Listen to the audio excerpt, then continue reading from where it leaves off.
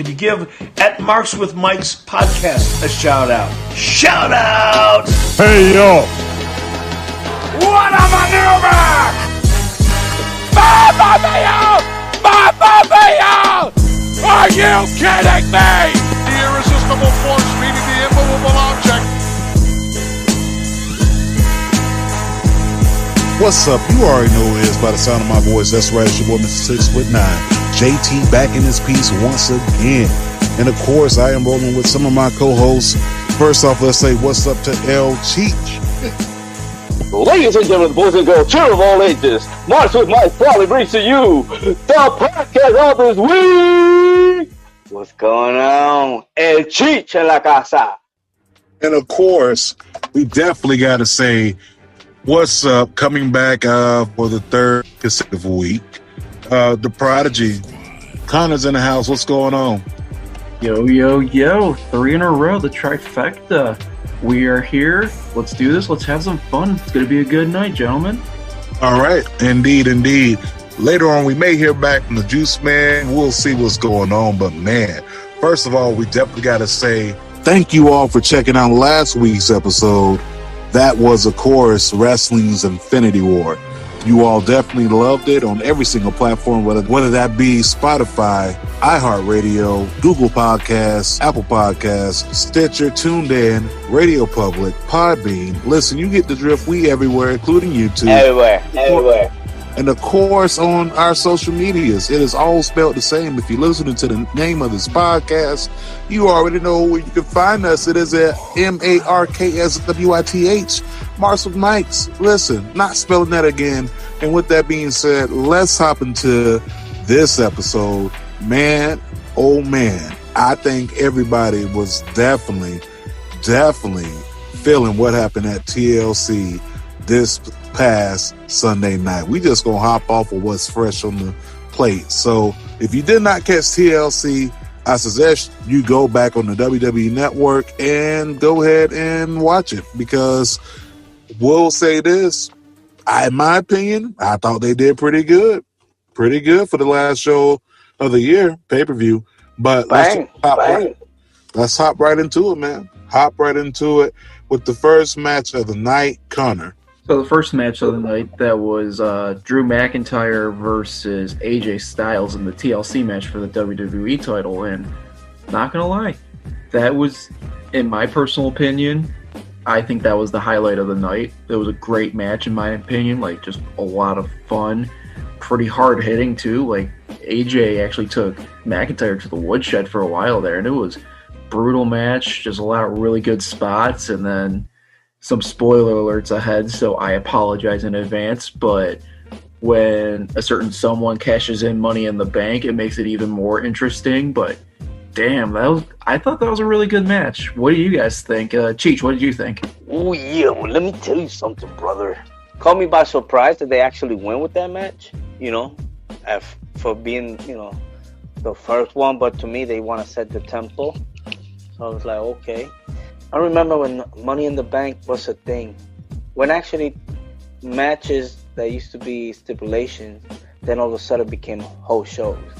Money in the Bank at one point was like one of the highlights at WrestleMania, because it kind of like catapulted that particular winner, and you will never know who could have been. I guess we know now that you could cash in, and if the match is currently going, it just becomes a 3-man. You know what I mean? They could bend it. They make the rules. They break them, whatever. I don't know if there's any rule. But that kind of like, come on, what the fuck? Big Manu Ball comes in. You know what I mean? Just dropped them. Okay. The last 5 minutes, of the match, like, you actually thought that Miz could have won. You know what I mean? Like, it was that good. The finish to that match was good. You know what I mean? Kind of like, oh, shit. It could happen. It might not. You know what I mean? At one point, I thought AJ was going to win. So, at the end, I liked the way they booked it. That was, pretty good on their part. So, that match, perhaps, depending on your flavor, you know what I mean? What you like, blue and cream, you know what I mean? But anyway, the match it was awesome just to set the tempo for the show. But man, the next match. Go ahead, Prodigy. Hit us off with it. All right, and then the next match of the night, was it the Hurt Business match already? Nah, son. No, wait, my bad. My apologies. Yeah, Sasha, baby. It was Sasha and Carmella. That was my bad. I kind of zoned out for a second there during the event. Not gonna lie, I was really tired last night.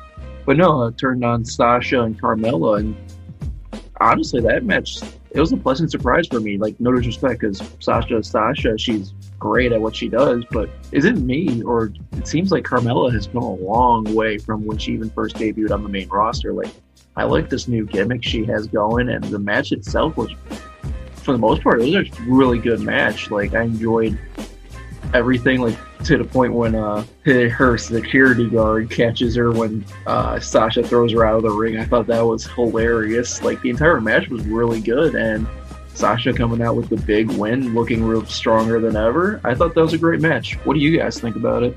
Well, me personally, I could say, like, it's the you already know, like, when somebody starts taking most of the offense, so it kind of like you already know what the outcome will be. But, Carmella was bringing it to him. I guess there were certain people upset for some reason that, hey, big man, help me with this. What is the dude next with Carmella? You know what I mean? Like, he's not a butler, but what they calling him? I have no idea what his name is. Yeah, but anyhow, I guess people comparing to Virgil. Man, first off, that's more so of a, I guess, her personal butler, her Jeffrey, I guess you could say. Her Virgil. Yeah, her Virgil. That works. But yeah. So I guess people were, feeling some type of way, as in, racial stereotype. If you go down that rabbit hole, I could see it, but it's like, come on. But then again, I never seen dude. I don't know where he's from or what he do. But there's so much talent that they couldn't use somebody else. Or, I don't know. I don't know, bro. It could be her love slave. I mean, who knows? Yeah, the word loved and slave, I don't think that goes together.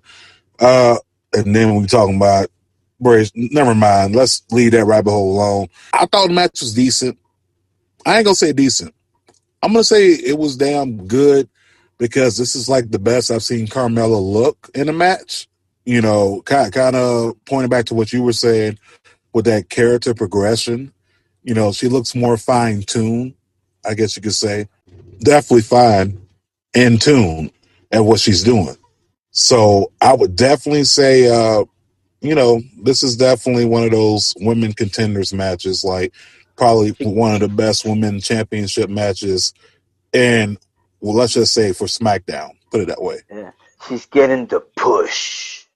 Getting a major push. But speaking of pushing, let's go ahead and push on to this next match. Prodigy.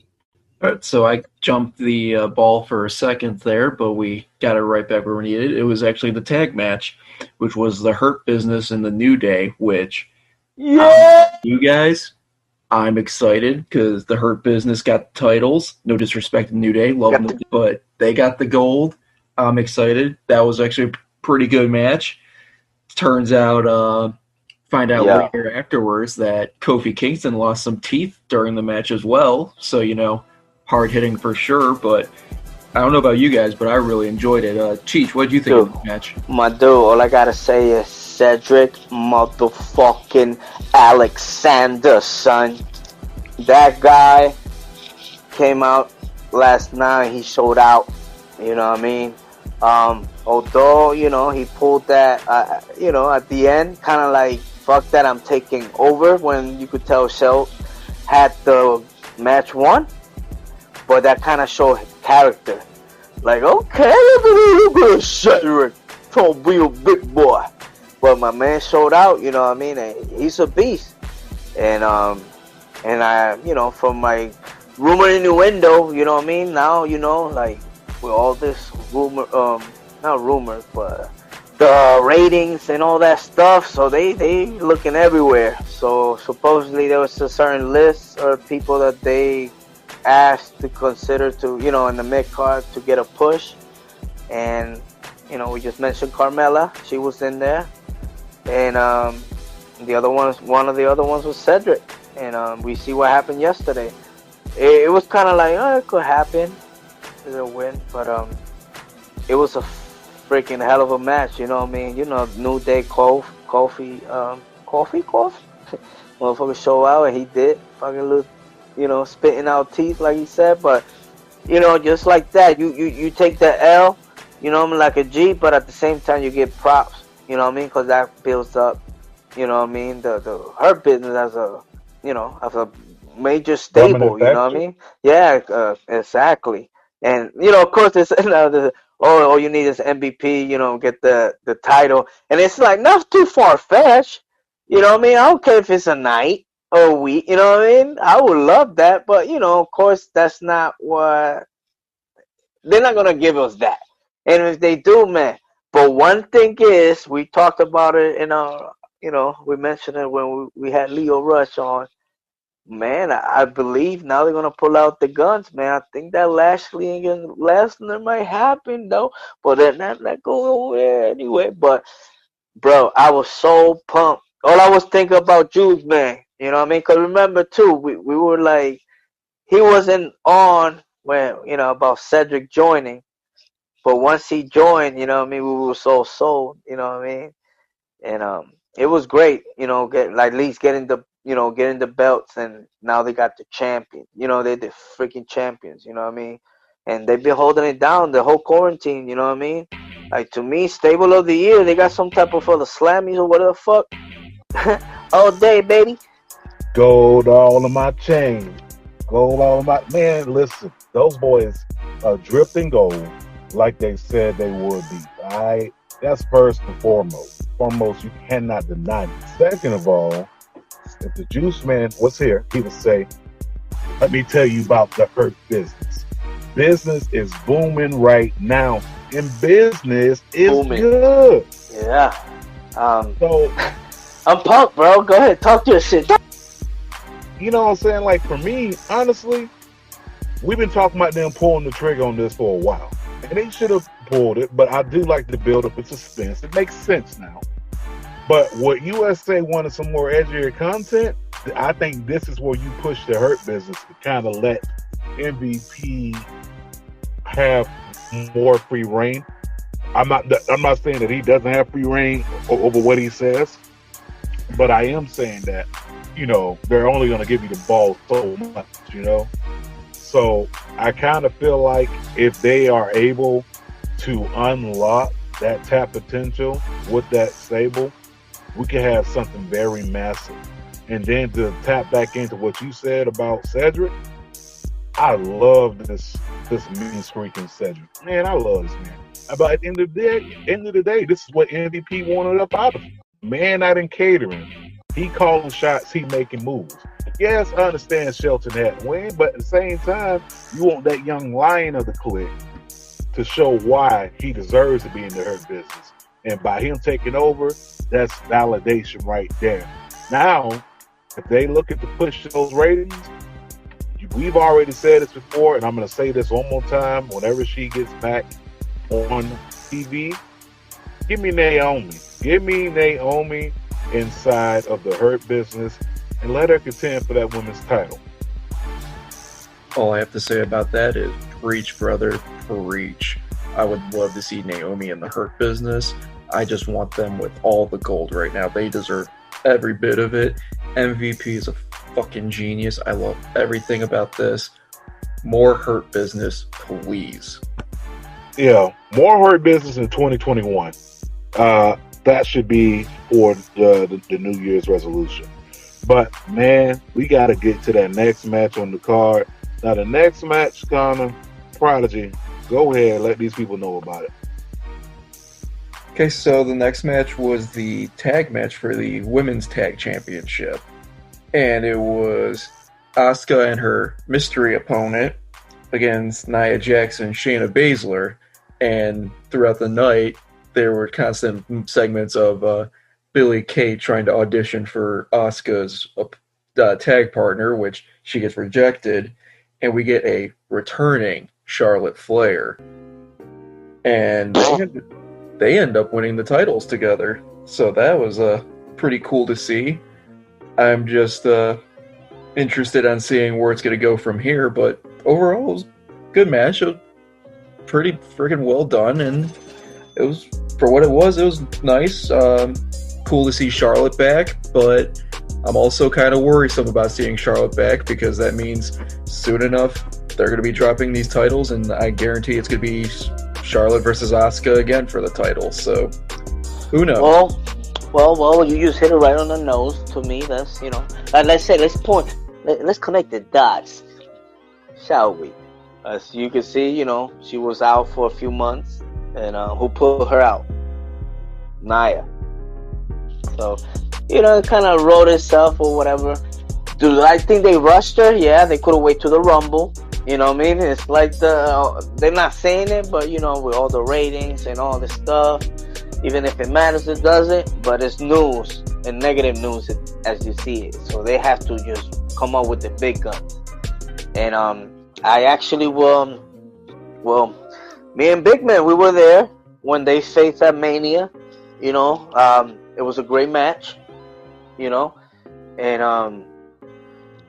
And it seems like they might go that route again, of course. But then again, to me, you never know. It might be something that might switch the way they're gonna book Mania after the Rumble. You know what I mean? So that's what we think. See, you said it, as most likely it's gonna end up to that. One's gonna turn on each other, and they're gonna end up facing each other at Mania. So that at least it was cool, but it's like I don't want to see Shayna in a fucking. I don't want to be Shayna in a tag team unless it's the Fourth Horsewoman. You know what I mean? Like, at least give me that, please, and then have them go against the Fourth Horsewoman of wrestling. You know what I mean? And like that, you protect all of them. They don't get bumps. You know what I mean? Too many bumps. It's everybody. And multiple shit. I don't know why they had gone with that. They had brought people that were less, wrestling savvy or talented in. Like, what the fuck? But, the match is pretty good. But, it's like the tag teams after, they brought them out. It just, now it don't have the prestige. They barely got tag teams, you know what I mean? But I guess Asuka and Charlotte, I guess that's what we getting. And you know what? Like, the mark of me wanted Kairi Sane to return from retirement and be her tag team partner. Like, that's what I wanted, and I'm pretty sure that's what many other people wanted. Because then we get Charlotte. Charlotte Flair, basically the woman who held every title, except this one. So perfect sense. So you bring her in, and of course, the writing was on the wall. Like, I can already see them, having Nia and Shayna Baszler drop the title to those two. I mean, who better than them to lose it to? But to allude to what you said, like, yeah, they need to reinvest in that women's tag team division, because with Impact Wrestling getting those knockout tag titles on and popping, and they've actually invested inside their tag team division, people are going to be looking elsewhere for women's tag team wrestling on different nights of the week. That's just my opinion. But I will say this. Was the match solid? Yeah. I mean, it's Asuka and Charlotte Flair, on the tag team. I like the bullying factor of Shayna and Nia, but I do agree with you, Cheech. Eventually, yeah, if you're gonna do something, let's bring in Juiceman Duke. Let's bring in when Rousey's supposed to be returning back. Why don't you make her the tag team partner? I mean, there's so many possibilities, but before we move on any further, we got to take a real quick break. What's up, y'all? Listen, I got to tell y'all about Anchor. Anchor is one of the easiest platforms you can use to go ahead and make your podcast. First of all, it's free. Second of all, it's free. Third of all, did I mention that it's free? Go ahead and download the Anchor app inside your app store. You can go ahead and get your podcast on many platforms such as Apple Podcasts, Spotify, Google Podcasts, and many more platforms. Anchor has all the tools that you need right at the palm of your hand. What you waiting for? Go ahead and download Anchor and start your podcast.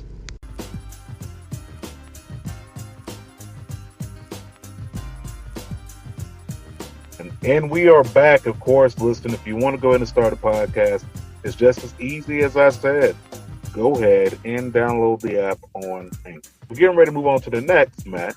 Before we go on to the next match, I did have a quick question that might pique an interest to you guys. So with Charlotte and Asuka winning the women's tag titles, and that's going to potentially build something, what if there's like a side reasoning for them dropping the tag titles and potentially making another push to say like Shayna Baszler or something, women winning the women's Rumble? Like, what would you guys think of that idea? Oh, Shayna winning the Rumble? Yeah, I'm thinking of something like, because they have been pretty dominant, and even though she lost to Becky at Mania last year, for the most part, Shayna's been pretty dominant for the year. What do you think it's her push? That's the thing, you just said the name of if anybody's going to win the Rumble, it could be Becky, just coming back. And, if you see the Rumbles like the last day of next month, so they got time. And now with they are Tropicana, right? I don't see the difference, right? It's, you know what I mean? Like, it still feels the same, like they were still in Orlando, But it looked pretty swaggy, you know what I'm saying? All that shit, but I don't know. I don't know what the fuck I said, but yeah, but I think it'll be great for Shayna, but it just when they brought it out with the whole blood shit, and I don't know, man. Maybe I know that shit count with all this quarantine stuff, but hopefully they'll get it together soon, man. It takes time to heal. I'm not saying that I, have personal experience from having a baby, but I did watch my wife give birth, and it took a while, for her to heal, regain that strength. But who knows? Maybe Becky Lynch has that supreme genetics, and then you get that major announcement, oh, she's back, and all that stuff. But if anyone's gonna win it, it has to be Ronda Rousey. In my opinion, that's the story. I forgot about that judo lady. I didn't. She was box office, so I definitely think if they're looking for those rating pushes, insert Ronda Rousey, insert Chris Cyborg, who's supposed to be retired. That next match on the card, that next match for that Universal title, the next match between Kevin Owens and the Tribal Chief, the head of the table, Roman Reigns. Now, I'm going to let y'all boys go ahead and chime in on this first, and I'm going to go ahead and follow up. All right, so my personal opinion, which might cause a little controversy, but I wasn't the biggest fan of this match personally. Now, before I get yelled at or anything like that, I just want to point out, for me personally, I felt like the match was pretty drawn out at points, and there was, in my personal opinion, a little too much outside interference. But if you take away those factors, it was a decent match. Like, Roman looked good, Kevin looked good. It was just the length of the match was kind of getting a little bit to me, just because wasn't too interested in this particular storyline. And then, like I said, like, just the outside interference towards the end was it was getting aggravating to me. But yeah, so personally for me, it wasn't the best of matches of the night, but it could have been a heck of a lot worse too. Well, listen here, brother. The way it seems, there was, the character development. You know what I'm saying? Like, and by that I mean, like, the psychology. You know what I mean? Like how Roman Reigns kept evolving as a heel, a chicken shit heel. Because if you see, like most of the time when he wins, you know what I'm saying? So under the, you know what I'm saying? Under the waist hit, you know what I'm saying? The way the match, you know, of course Jey Uso's there and then intervening and shit. Kevin Owens had, you know, there's a, you know, actual moment that you might have thought that he could have pulled it off. You know what I mean? But I'm happy because that's where Kevin Owens should be at. Main event shit. You know what I mean? Like he should be in that not mid card, whatever. Fucking Kevin Owens is that motherfucker. You know what I mean? But of course, you know, the match was pretty good. You know what I mean? Could have been a lot, you know, better. But what they trying to do is more, you know what I mean? Is, you know, Roman as a heel. You know what I mean? He's laughing. He's smiling, you know, his face expression, all that shit, you know what I mean? It gets more, like, you know, flair to the characters, like, oh shit, you know what I mean? Must see. So, of course, you know, this is going to lead into, I believe, SmackDown's on Christmas. You know, they're going to pull out the guns. And what way to, let's say, keep people from coming inside and interfering? Let's have a steel cage match. You know what I mean? So I'm pretty sure that's the end game for them. You know what I mean? For Kevin Owens and Roman. Because now, you know, now you're really going to have to, boom, get ready. Because in less than 30 days, you know, you got the Rumble. And let's see what's going to happen. The match was awesome. You know what I'm saying? Like, for let's say this. It served its purpose, you know, and Roman Reigns still, you know, the hot shit. First of all, I'm gonna need y'all to turn y'all Bibles with me to chapter Kevin Owens versus TLC. Roman Reigns, not only did he give me that character development that I was looking for, he was giving me that more of a mean streak that we've been craving for. He's also being, of course, having the Uso, not only the only Uso that's working, I should say, having Jey Uso out there. This is also developing him as well as a heel, too. Don't get me wrong, like, the Usos have been heels before, but man, with Paul Heyman guiding the ship behind the scenes, I should say, the Tribal Chief only becomes more believable.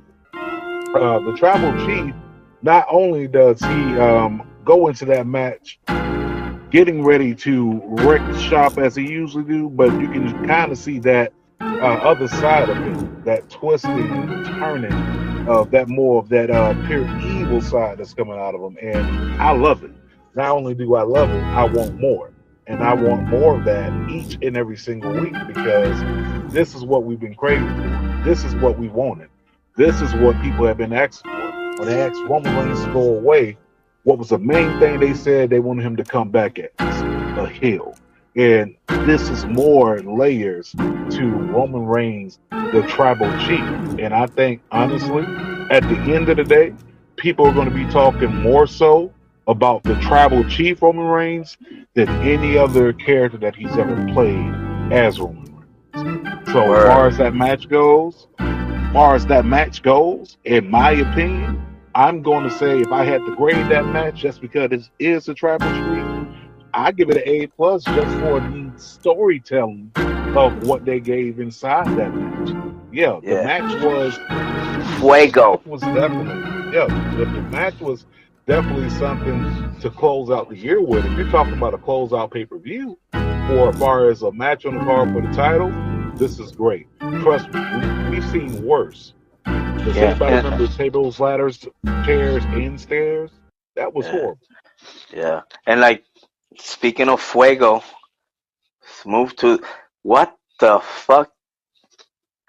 You know, talking about pushing the envelope. You know what I'm saying? And of course, you know, I guess it was recorded or whatever. But we have what's it called? The match, the Firefly Inferno match. Am I correct? You are correct, sir. That was it. Wow. Yeah. I get it in the sense of the whole Fiend. You know what I mean? Let's say what they trying to present to us. You know what I mean? As a character gets in your head and all that stuff. You got fire. Okay. Orton got a fucking sweater that he could catch on fire real quick. But then again, I understand why he wearing it, just to stay away from that getting burned, I guess. Which it was cool, I guess. They were promoting the sweater, so I'm pretty sure that sweater's fucking sold like crazy. But I happened to be in the match when Bray Wyatt fought Randy in Orlando at Mania. And it was kind of like, you know what I mean? Kind of like you know what I mean? Shitty, like the lighting and stuff like that. But you know, they did what they do. Like no matter, like you see, Randy don't have the belt or whatever, but he still come out at a main event performing. You know, like he's the one holding that ship together. You know what I mean? Like you could put him, I don't know, when you know he's gonna show out. And you know, Randy did his thing. But I think with the fire, you know, it was obvious, a puppet. Okay, you know, we understand. But you know, sometimes, like I said, psychology and sense that makes sense. Because let's say, what happened to Braun Strowman, right? He headbutted somebody or something. He got fined and suspended or some bullshit. This motherfucker just burned somebody, bro. And let's see what he's gonna be on Raw the next day. What the fuck's gonna be the repercussions for this motherfucker? You know what I mean? With stuff like that. But you know, I don't care. But other people might. Right now, I don't know. But there's so much within that match that, you know what I mean, you could go into, like, to understand or whatever. Yeah. I mean, it could have been better, you know what I mean? But still, it's just about the visuals, right? What you guys think, man? What the fuck? Fucking doing barbecue on a Sunday. Personally, for me, like, besides the whole ending of, like, burning the Fiend, personally, for me, the match really didn't do anything for me, but I still enjoy Randy, especially heel Randy. Fucking amazing.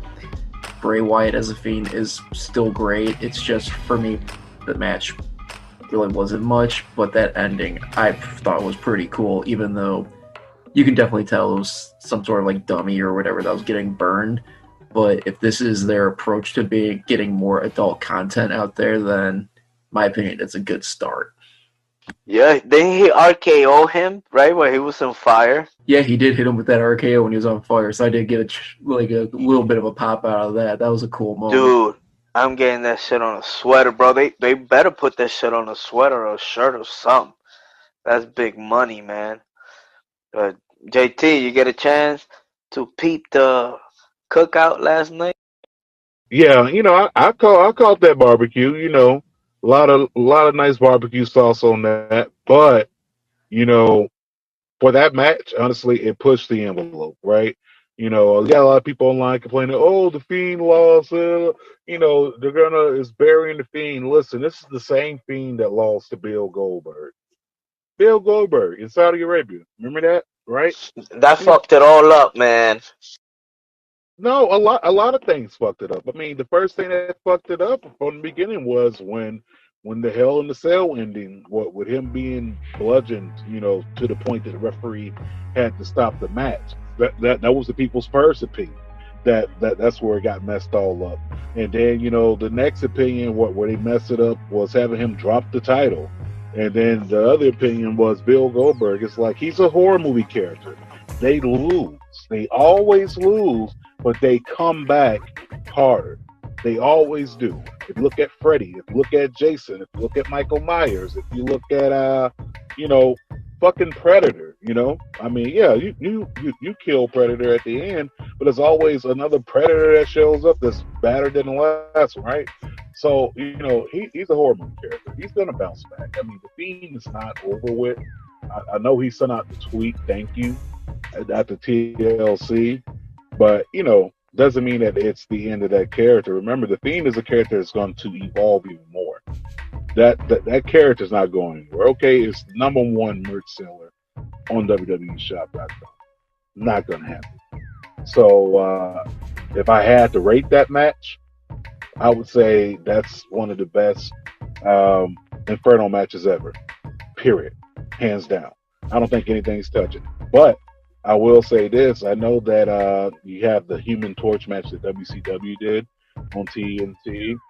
I wonder if AEW is going to go ahead and have a Human Torch match to try to top that. But I don't think anything tops it. It's the best Inferno match that they've had, period.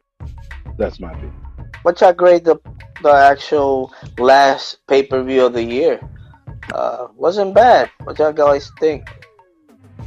If I had to go ahead and give it a grade, I'm gonna say it was definitely an A-.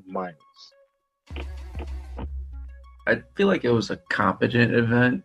Like I said, there were matches that I really enjoyed. Like that first half of the event, I thought was great. And then once the women's tag match kind of started, to me, started like a bit of a decline personally. But I would still probably give it like a B overall. Like it was still solid, just wasn't my favorite event of the year. Yeah, I say it a C. I give her a C+. God dang. All right. Well, it is what it is. The next thing, I mean, we're going to backtrack. So I guess the backtrack will be this. There was another pay-per-view this weekend. Did you want to touch on that? Yeah, man. So, like you know, Ring of Honor always have the end of the year, their pay-per-view, the major pay-per-view, which is Final Battle. You know, they had a lot of changes, because some, EC3 being one of them, came down with the Rona and, kind of messed up or whatever. But, just something real quick, you know what I mean? They had the first match had a four-corner survivor match, for the TV title, You actually had Tony Deppen defeated LSG, Josh Woods, and Dak Draper. So, he'll be getting a shot at the TV championship, That's kind of dope. Tony Deppen, you know what I mean? Doing the thing in the Indies. Now he's kind of getting a little bit more, recognition. Then they had the other match, they had the tag team match. You got Ring of Honor, they got the Pure Rules. They brought them back now. So they had the foundation with one Tracy Williams and Red Titus. They defeated Fred Yehai and our boy Wheeler Judah. So, Wheeler Judah making his Ring of Honor pay-per-view debut, if I'm not mistaken. Another member of the foundation, Jay Lethal and Jonathan Gresham, which we'll be seeing, next year down in Columbus. And this for the ROH Tag Team Championship, and they fought Mark Briscoe and PCO, and they beat them, so they still the champions. So they'll be going. Most likely, they might end up facing their own tag team, within the foundation. And then you had Ray Horace. We seen him at a Super J Cup, a few weeks ago. He defeated Dalton Castle. And then you had the OGK, that combined Matt Taven and Mike Bennett. He's back with Ring of Honor, which is how ironic that his last match in Ring of Honor was 5 years ago at Final Battle. So 5 years later, he come back and, So they fought the Righteous, which was Benson and Bateman. That was a great match. And we had our boy, man, Danhausen. He was fighting to see if he will get a contract, and he won by DQ. So Danhausen, very evil, very Shout nice. out to Danhausen. Yeah, the Danhausen. There we go, And for the TV title, Tony Deppen, he had double duty. he lost against Dragon Lee, unfortunately. Dragon Lee is ROH brother, for those that don't know. Then we had Cleveland's own Shane Taylor in a singles match. He beat Jay Briscoe, and in a Pure Rules match for the Pure Championship, Jonathan Gresham he defeated Flip Gordon because they stopped the match. And then you had in the main event, Roosh, he beat Brody King for the ROH World Championship. And they looked pretty solid. They had the bubble going on, and I like Ring of Honor due to the fact that they give their characters cut promos. You know what I mean? Like the way it used to be back in the day. So they give them more character development. That's the word of the day, guys. Character development. Yeah. So it was pretty good. You know what I mean? Going in into the weekend and shit. We briefly need to touch into, let's say, right up to last week Impact. Towards the end, we see what's gonna be happening at the next pay-per-view in January. Towards the end, y'all want to touch on that? That was pretty big. The pretty show was pretty good. You have then what's the guy that he got baptized? Eric Young. You know what I mean? What the heck? That was pretty dope. What y'all guys think about that, man? Impact. Impact was nice. It didn't pull the ratings that it pulled last week. Kenny Omega being on there. We did get the fact that the Good Brothers and Kenny Omega are having some type of formation of the Bullet Club. So, I don't know if they could technically call it the Bullet Club unless Ring of Honor. I'm not Ring of Honor. I'm sorry, New Japan is with it. But we'll see what happens. So it looks like, one of the big moments from there was, of course, the pure disrespect that Kenny Omega was given. Rich Swann, the Impact champion. I mean, he called him Rich the bitch. How disrespectful was that? It don't get no more disrespectful than that. Rich the bitch. Like, those are fighting words. Like, as soon as I would have heard it, like, hey, fuck these cameras, G. You got to see me. You got to see me, and knowing Kenny Omega, it's going to be a T-shirt on Pro Wrestling Tees that's going to say Rich the Bitch. And it's going to have his face, Rich Swann's face on it. Like, if that happens, that's a genius marketing move, especially with them building towards Impact Wrestling Championship versus an AEW Championship match, like title. Rich the Bitch is, to me, was one of the things I took from it. But the baptizing segment, I did like that because it's almost like he's getting ready to start another stable, and he's done a good job in NXT. So let's see what happens here. Another moment from that night that I want to say was also telling. I mean, another thing I wanted to talk about was definitely Moose. I mean, Moose, this is probably the best I've seen him, period, on Impact. I mean, that segment with him and Willie Mack, just saying, like, fuck all the bullshit. Like, I'm ready to see you right now.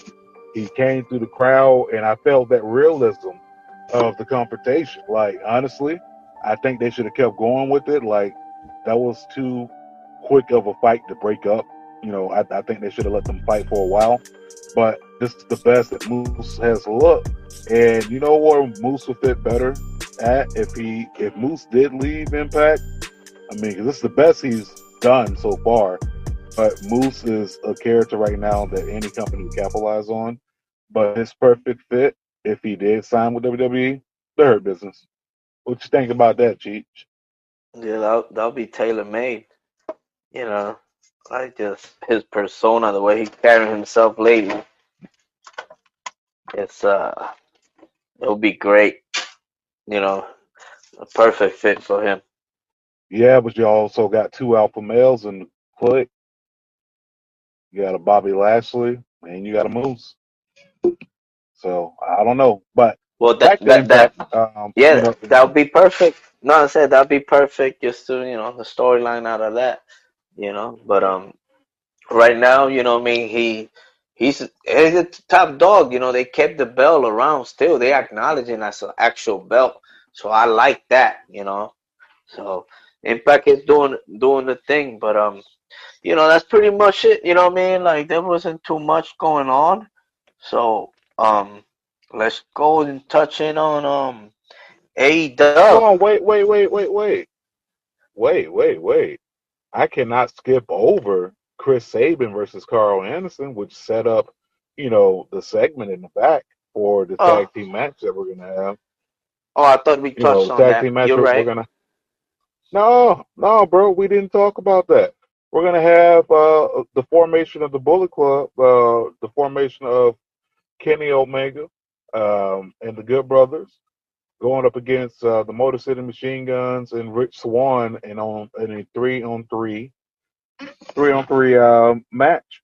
So we got a 3-on-3 tag team match, a 6-man tag, if you will, coming up at the next pay-per-view. So I can't wait for that, which will be streaming on Impact Plus. But you are right. Now it's time to move on to AEW. So with AEW, I don't know how you guys noticed this, but I'll let you guys sound off on it.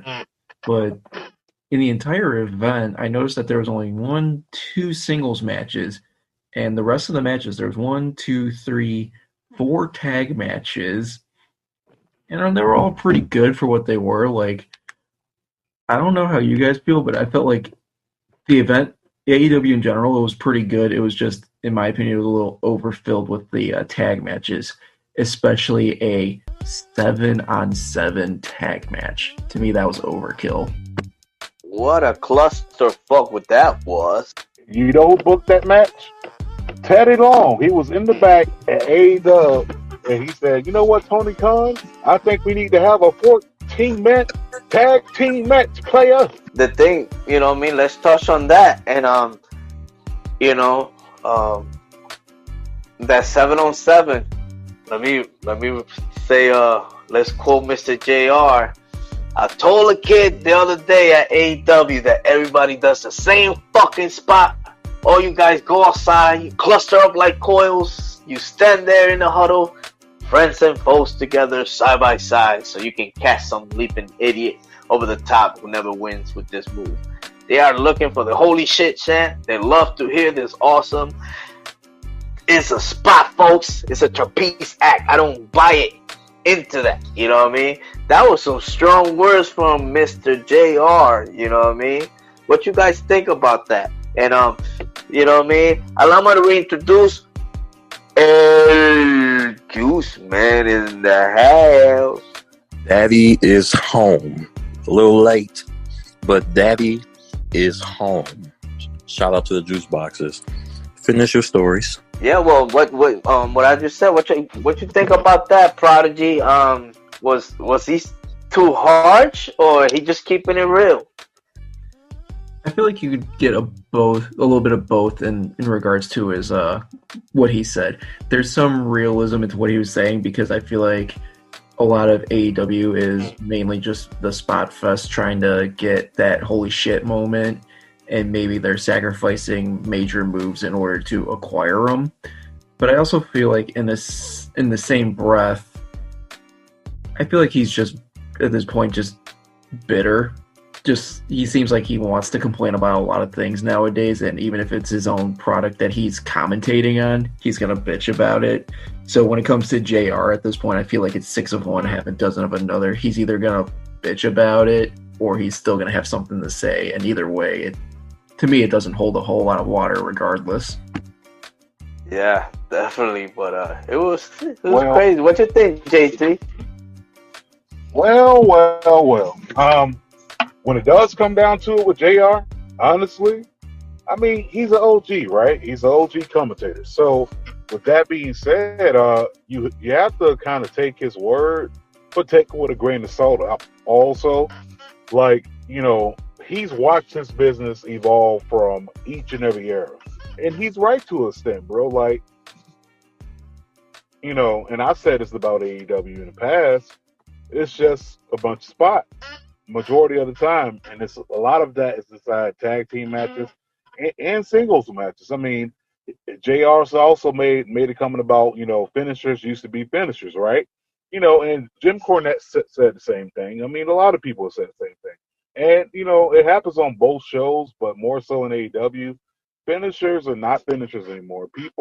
People do go to wrestling shows nowadays to chant those words, holy shit, and this is awesome. And things like people go to events to see those moments. People tune into TV to see those moments. But do we need those moments 4 or 5 matches out of the whole entire card? No. And I think, and that's where he's getting at. Like, every match doesn't have to be a holy shit match. Like, what I'm saying, save that for the pay-per-views, but on a weekly basis, I would say let's try building the characters a little bit more. Let's try not to do like 17 suicide dives and 44 flips off the top ropes and 35 men inside of a match type shit. Tope suicida! Excalibur! Tope suicida! Like, yo, how many times this dude's gonna say that in a broadcast? You know what I mean? And it's crazy, bro. But hey, he got a point. But like Conor was saying, like there was only Angelico against Cody. That was the only match that was a singles match. Well, you gotta think about it. Let's think about it.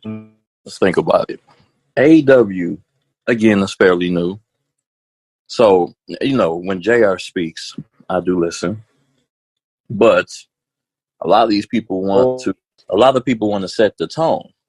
So, I think that with a lot of the new faces that I would say the commercial wrestling fans don't recognize, we know them. But a lot of the commercial people don't know them. So I guess when people go out there, they try to have that moment like, oh, you see that guy that did that super power driver off the top rope? And I think that's what a lot of the newbies look for. You don't see it that much with the Jerichos or the God damn, I always forget his name. Well, we're gonna call him Dean Ambrose John Moxley. There we go. The Moxleys and the Codys and the Dustins. They established, so people know them. But you looking when you see like the other people, like the Darby Allins and such like that, people are gonna try to give that it factor, that wow, that pop, so they can get their name out there. The MJFs, things like that. Like, we know them, but to the commercial wrestling fan that wants to be like, oh, I'm tired of watching WWE. Let me see what AEW is about. So I think that's. I can understand where JR coming from, but then again, I can understand why some of the newer talents do what they do as well. I also look at it as when JR criticizes like that, like to a point of like almost like insulting the product. I want to ask you guys, do you feel like he's hurting his own product by being that hypercritical? I mean, this day and age, anything that you say could be used against you. You know what I mean? Like, I don't know. I think it was early 2000s when Tommy Dreamer was there, and I was on the early age of the website, and he wrote an article and he was shitting on the company. You know what I'm saying? And it's not a good look because like they said, the rumor and innuendo is that JR got some heat. There's some people in the back, as you told us earlier before the show, some wrestlers just tweeting, being sarcastic and stuff like that.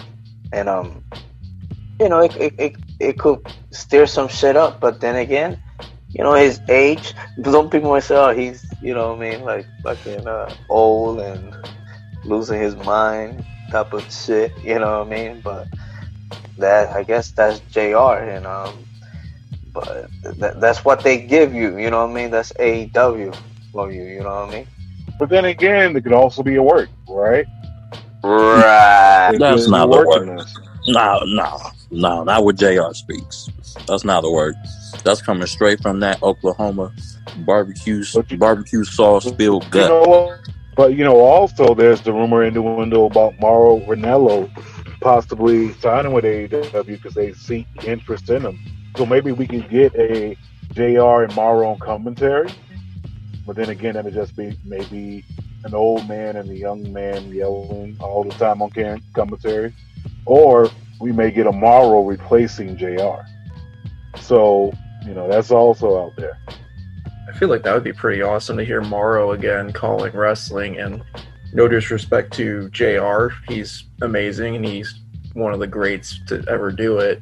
I feel like Morrow would be a better fit maybe to be like the other yelling guy next to Excalibur. And I feel like maybe he could have some good chemistry then along with Tony Schiavone as well. So the rumor of Morrow going to AEW, I'd be all for it personally. What about you, Dre? I'm with it. But I won't want him doing weekly shows. I want him doing pay-per-views. Like the big ones, like the All-Ins and the Fighter Fest and stuff. I want him doing them. I think he'll be better fit doing their pay-per-views than the weekly show. That's what I if that happens, I could see it. That's the only way he'll do it. Like, pay-per-views and shit like that to give it some different mystique. I think he'll be a better fit doing pay-per-views. I just don't. I think his voice is too much for a weekly show. I don't think we need, because he's a pay-per-view announcer. Like, you hear him in boxing. Like, his voice is built for pay-per-view. I don't need to hear him every Thursday or every Wednesday. Like, I just need to hear him once 3 weeks, big fight field, big wrestling match, you know what he be saying. That's a pay-per-view voice right there. Yeah, no one can sell a pay-per-view match better than Morrow can, just because that's facts. Every move, just like it's the best movie he's ever seen. Like, everybody right now is itching to hear him scream "Mamma Mia" again. But moving along, man. Yeah, let's move on to. You had the first match. I was gonna say the first match. AEW, they open up with Private Party and Matt Hardy versus Paige and the Dork Order, or what is it? What's their name again? Prodigy. I don't know. I kind of like Dork Order personally. Silver and the other guy, and they came out with hats, because Paige got the cowboy hat. Me personally, I don't like it, because Paige should be more of a serious wrestler than like doing this fucking funny shit, blah blah blah. But the only thing I could tell about that match, that it got hints of Matt Hardy perhaps going heel. You know what I'm saying, or having one of them, I don't know, ups. You know what I'm saying, premonition. You know what I mean? So that's kind of cool. But of course they started like that. But then the next match was Angelico versus Cody. Great match, on the ground. Then you had, Team Taz come out, Y'all check it out. How y'all think about the snow and all of a sudden, you got Sting coming out? How do you guys feel in 2020 seeing the man called Sting? I will always mark out anytime I see Sting, so I'm biased. Anytime I see Sting, I'm excited. So, I don't know. How do you guys feel personally? If they have him shut up when he come out, I'm with it. Have him get to the point. Do not talk. If you're going to have the man talk, he needs to talk for 30 seconds, tops. He needs not to talk over 30 seconds. If he does, it's over with. Yo, Juiceman, crazy. Did you say that? Because last week I kind of said the same thing. I wanted to talk. And lo and behold, what did he do? He came out. He pointed the bat. Everybody retreat. He bounced. Segment over. That's it. Get to the point. Yeah, point at something. Go like, ow! And that's it. Goodbye. That's it. That's all you need to do. When he does that, he told me everything I need to know. Now, I agree with that. I mean, the whole snow and Sting, they're still riding the whole winter is coming type theme, what have you. But I think that Sting, just like both of you guys said, point, leave, that's it. I don't think anyone's watching AEW to hear Sting really talk. They want to hear him talk, but not as much. When I see Crow Sting, I think of Silent Silent Sting. You know, not talking, just there to kick ass, take names, and go back in the Raptors. But yeah, I'm happy that match that is alluding to a match getting ready to happen. But I don't know what this is doing for Team Taz. Honestly, I mean, yeah, they're in the mix with Sting, but they're not doing anything. If anything, it's just a moment for Tony Schiavone to say his Sting and he leaves. That's it. I don't know if this is going to set up a match between him and Cody or him and Darby, but one of these matches is getting ready to happen. Also, I'm going to agree with you guys about the whole silent Sting when it comes to the Crow. If I want to see Sting speak, I feel like he should be more in like the attire of main event Mafia. But that's just me. Yeah. It keeps the prestige of the character alive. Then, you had Miro. I guess he got fined 75,000 kayfabe dollars for attacking Whoa. three people. Yeah, $75,000. I mean, but hey, he has a Twitch channel and he works for AEW, so I'm pretty sure he can pay that kayfabe fine. Some people were talking about it, on the internet wrestling community, Twitter or what have you. Have they done anything really good with Rusev / Miro? Is there anything that has you like wanted to see more of the character, or do you think it's a bust so far? I feel like personally, if they had him win that Battle Royal thing for the ring, I feel like that would have been a great start to really start building up Miro. Otherwise, to me, he's been a bust. I agree. I think he has been a bust. Like, really ain't really do shit with him since he came in, really. I kind of like forgot he was there. But yeah, I mean, it has been a bust. I mean, but then again, when you only got the hour, how long is AEW? An hour?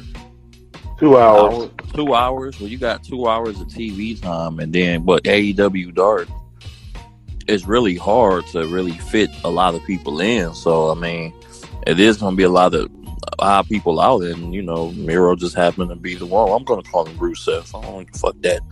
But yeah, I mean, I don't know. I mean, he could be. Can he be a monster? Yeah, if they tap into that, but I just don't see it. I don't know. It's like they don't know. I think AEW's problem is they're acquiring too much talent, and then you're not really doing nothing with them. Like, just you want to take all these stars, but yet you don't know what to do with them. With only 2 hours of main TV time, then it's hard to really, I don't know. Don't know. I mean, not too early to tell, because, come on, this motherfucker came to a fucking WrestleMania in a fucking tank, son. This motherfucker went undefeated for a whole fucking year, son. Yeah, back in 1986. No, but exactly, but I'm saying, like, that's how I know. Like you said, you calling him Rusev, so that's the Rusev I know and I want to remember, But, you know what I mean? It's like, what the fuck? Just, I'm sorry, let me calm down. He got more potential. They could have, I know, yeah, he played video games and stuff like that, but come on, he's supposed to be a wrecking machine, and I think they dropped the ball on that, on the presentation. I've heard they still could, repackage him or whatever, or I don't know, I guess, he don't have the hair dye no more, so I guess that's a sign, I hope, but yeah, like, from what I would expect from, let's say, a character like the one like, see, the Bulgarian, you know what I mean? It's sun and, day and night, So I guess I gotta say, so it's a bust. Yeah, it's a bust so far to me.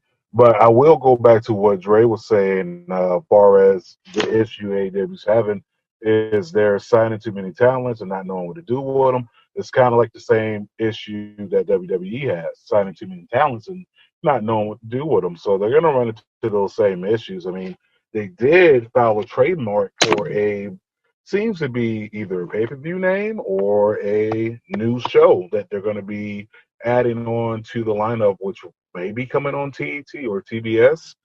But that's going to be later revealed on the show because I can't remember the name of it right now. I'm gonna have to look it back up. But you also had the Mad King Eddie Kingston out there on the stick talking his shit like he does every single week. I think it's an understatement to say that Eddie Kingston is not one of the baddest men on the stick right now. I mean, if I'm going promotion wise, AEW hands down. He's to me, he's neck and neck with Jericho. And all right, it's a three-way tie between Eddie Kingston, MJF, and Jericho for top on the stick. Would you all agree with me on that? 100%. Yeah. And it's great too because you have two of them in the same stable as well, so it makes it even better when they go head to head. As far as a heel, is anyone touching him as a heel on the mic, like just that rough heel, right now in any promotion? Is Don Callis count? I mean, you said a rough. wrestler. You said a rough heel. Yeah, Like better on the mic is there a heel better on the mic than who? than Eddie Kingston right now. A heel. You already know what I'm gonna say, but we're gonna leave it at that. You already know who I'm gonna say we're better heel on the mic. You already know. You Go already ahead. know where Go ahead. you know where I'm going. You might as well Go turn ahead. it back. You might as well turn it back up because Go ahead. that motherfucker could come sit at the table too. He's not the head of the table, but he may sit his ass at the table. There's no better heel in wrestling right now than Roman Reigns. Period. Think I had to educate last week. Don't make me do it again. He doesn't say much on the mic, but when he talks again, I listen, and again, I take the paycheck and the ass whooping that come with it. This man, I'm done. I don't need to say nothing else. I don't need to say nothing. We all know who the best heel in wrestling is. It's not even no debate. We got one, which is way up in the sky. That's Roman Reigns at the head of the table.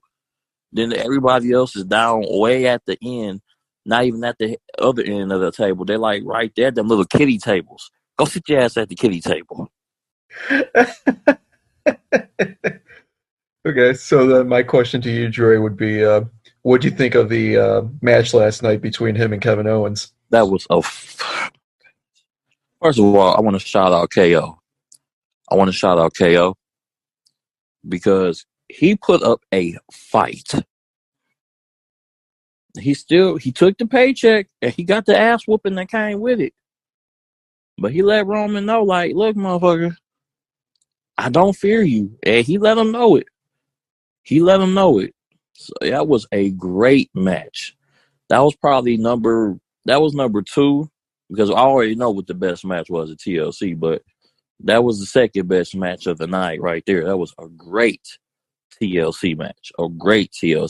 Hell of an effort from Kevin Owens. But once again, we know what time it is. Big dog. Yeah, he's coming. Yeah. He's Not big dog. And Cheech, we might let you come back at the table. We might let you come sit back at the table now. Oh no, That yeah, nonsense. I did my reflection. I went to Sunday service, and I think I understand how the world works. Just So, look, Cheech, just get your paycheck and the ass whooping that come with it, and go sit down. All right. Yeah, Okay. but still, I mean, besides Roman Reigns, the only other heel to me that's better on the stick is Eddie Kingston. Now, would I like to see those two go head to head on the mic? Most definitely. But that'll be inside another infinite universe. That would be in a one retarded ass universe, because that shit No, would never happen. it's a multiverse, bro. It's a multiverse. No, All not this this stuff. verse. No, it's two verses. It's the head of the table verse, the verse I'm in. You know what, big man? You go sit at the kiddie table too now. Don't you start. No, I'm cool. Okay. All right. You come stay at the table now. You take the paycheck and the ass whooping to come with it. Let's go. Okay, well, go ahead. No, go ahead. So Eddie Kingston. So it's seeing him and Lance Archer. They're about to, they still got their little feud. Yeah, they got that feud going on. That happened before the inner circle match. The 7 against 7. Yeah, it happened before the match. I remember that much. So go ahead, dive into that clusterfuck. Might as well, right? I mean, you said it right there. That match was a total clusterfuck. I don't even know where to begin. 7-on-7 is way too excessive on a Wednesday night show. Could have been led up to at least a pay-per-view match, but instead we're just doing it for the ratings at this point. Like, I don't even know. I have nothing positive to say about it. I am trying to stay in a good mood, and I'm also trying to not get to the kiddie table, so I will let someone else take over. Damn right. Yeah, to me, it's like they setting the seeds. Because for some reason, to me, MJ's going to take over the inner circle. And that's when we're going to see a Chris Jericho babyface run. You know what I mean?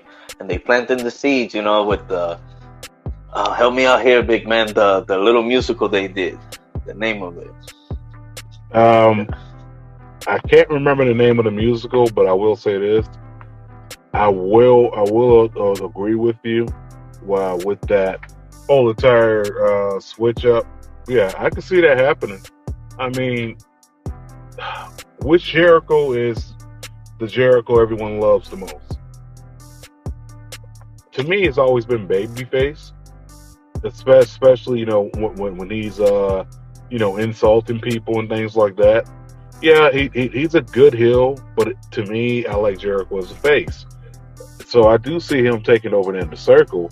But one thing I will not take is another 12, 14-man tag match for a wrestling show. I can't do it. It's too many damn people inside of a match. I mean, I can't pay attention. I don't know what's going on. I don't know who's on what team. It's like my attention span won't let me even pay attention to the match. Yeah, I mean, it was a spot fest, alluding back to what JR said. But again, I mean, this is what they crave for, right? One thing I will say though, one thing on the AEW that I did like was Britt Baker kind of running up on Thunder Rosa and wiping off the paint. That was kind of disrespectful, very disrespectful. Not as disrespectful as Rich the Bitch, but it was definitely disrespectful. One thing I do like is that we got SCU going up against the Acclaim, and I don't know if this whole freestyling to the ring thing is going to continue for a while. I mean, it worked for Cena. I don't know if it's going to continue to work throughout AEW, but don't get me wrong, that dude is trash, bro. Pat Frank Kazarian was even doing the thing even better than that mother, bro. Dude, trash. That thing was trash. I mean, to each his own. There's somebody that think he has bars out there. I mean, but do I necessarily want to see it every week? No. But then again, I didn't want to see Orange Cassidy every week come out, doing the same moves, but then eventually it caught on. So I'm not saying he's going to have an Orange Cassidy approach, but, he may catch on with his bars. I don't know. I mean, we'll see. Nah. I mean, but hey, they won the match. They won the match. You know what I'm saying? So obviously, he got skills somewhere. How did they win the match? What did they use? I mean, a win's a win, right? I guess. I mean, a win is a win at the end of the day. Yes, they used the boombox, but still, a win's a win, bro. I mean, it's all about the W. Once again, Will this freestyle catch on? Not sure. But the next thing that did happen backstage was you had Top Flight challenge Jericho and MJF to a match, so we'll get to see that next week. But the NWA's Women's Championship, the only championship that matters on AEW, in my opinion, as far as women's titles, you had Serena Deeb going and Big Swole going up against Demita and Ivelisse. Now, speak on that match, Cheech. You know, they held their own. It was pretty fast-paced match. You know, Diamante and Ivelisse. They keep like, you know, they won that little tournament or whatever. But then after that, nothing really, you know, have transpired off of that.